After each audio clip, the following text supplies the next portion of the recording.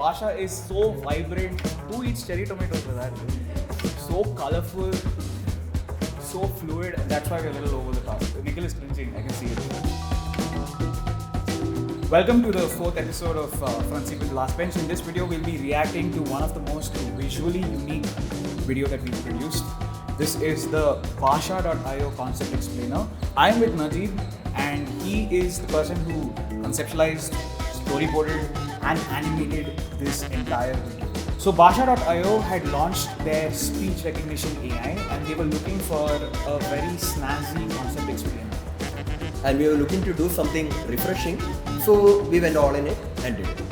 I'm seeing so many colors pop out, right? You have maroon, blue, yellow, orange.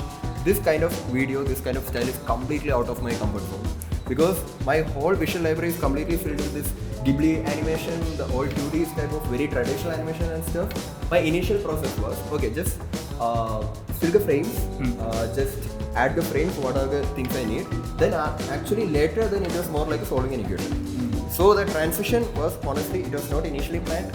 It was only came after doing the storyboard. Yeah. I mean, the fluidity of this video, the transitions, at the start of the intro, you have like 3 personas, and then in the next we quickly talk about the pain points and 3 pop culture references, and then we move into like historical references. And I think what works with the video is there's like a definitive style in each segment of the video. For example, Eminem speaking 30-40 words a second, or Steve Jobs in his legendary iPhone presentation in a bit of a noisy audience, and the classic Godfather scene.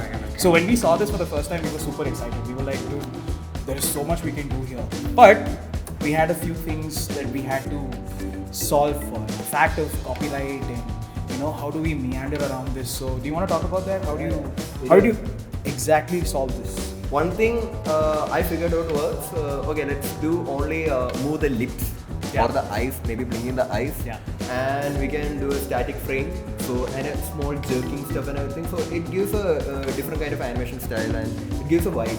Incidentally, there was the first storyboard that Najib had sketched, which had been shot down, but I appreciate how quick that was also, because we were able to know that, okay, this is not what the video is going to be. And I put so many arrow marks like indicating where the camera moves, where the object moves, but when it showed the client was like, okay, this is not good. I mean, it did not look cool. So then I initially realized for a storyboard, the purpose is client has to visualize what is the outcome.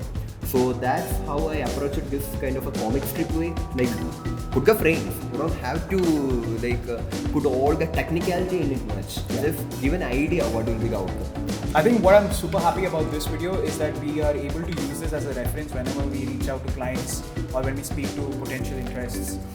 It gets to the point pretty quickly, and it sticks the messaging pretty fast. And I think this is probably one of the shortest videos we've produced within that 1 minute sphere, and I'm pretty proud of it. Yeah, it was a daring project. So when I look at it, I feel like, okay, just do it. So that kind of feeling. So Gary inspires me for every other project. I hope you enjoyed this episode of Front Seat with LastBench. This is the 4th episode, which means that we've produced 3 other episodes where we talk about different of the projects that we have done here.